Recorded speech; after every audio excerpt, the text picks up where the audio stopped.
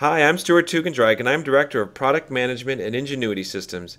I'm going to review the three main new features of the IPA Winter Release, which is coming out on December 19, 2011. The IPA Winter Release offers three great new innovative features to help you with your research: a transcription factor analysis tool, a downstream effects analysis tool in MAP, and interactive human isoform view. The new features in the IPA Winter Release help you better understand the causes and effects of gene expression changes in your experiment. The data set I'm analyzing is the gene expression of a cell line derived from a patient with metastatic melanoma. Let's first look at the new feature that predicts which transcription factors are either activated or inhibited to account for the gene expression changes observed in the data set. Each row is a prediction. The tool predicts that MYC is activated along with a number of other transcriptional regulators.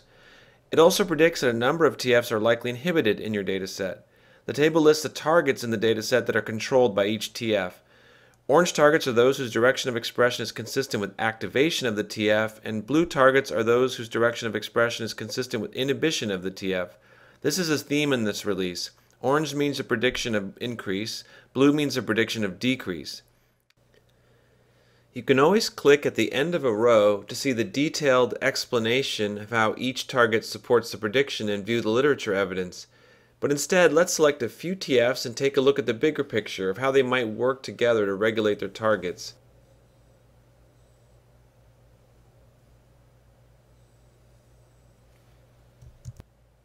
You can see how some of the selected TFs interact with each other and also with the targets in your dataset. Sometimes TFs share the same targets. You can also visualize them in this way, or see where their target proteins localize in the cell.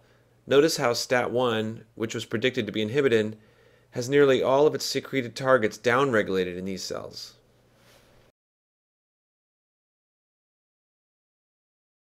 Now let's take a look at the second new feature of the Winter Release, the interactive human isoform view. Let's go to the gene view for STAT1. There's a new section where you see the genomic locus, the spliced RNA transcripts, and their associated isoforms all in one view. You can see where the exons align on the locus, and most importantly understand which isoforms have known protein domains. Notice that both of STAT1's two isoforms share 4 of the domains, but the shorter form is missing the STAT1 TAS2 binding domain. As you start to look at RNA-seq data, this deeper understanding of isoforms will become important to understanding the biology you're studying. The isoform view links you to Ingenuity-curated literature information about the specific human isoform, such as diseases it may be associated with or with cellular processes it is involved in. Finally, let's take a look at the third major feature in this release. The IPA Downstream Effects Analysis tool is in the Functions tab and predicts increases or decreases to downstream biological processes using the direction of change in your gene expression data. The hierarchical heat map overview quickly gives you a top-to-bottom view of the biology affected in your experiment. Orange colors are associated with predicted increases in functions, and blue are predicted to be decreased. The size of the squares is proportional to their p-value. Right away we can see that most of the functions in the cell-to-cell signaling category are decreased in these metastatic cells. We can click to zoom into the category, and when we get to the specific function we are interested in, we can see the evidence for the prediction at the individual gene level.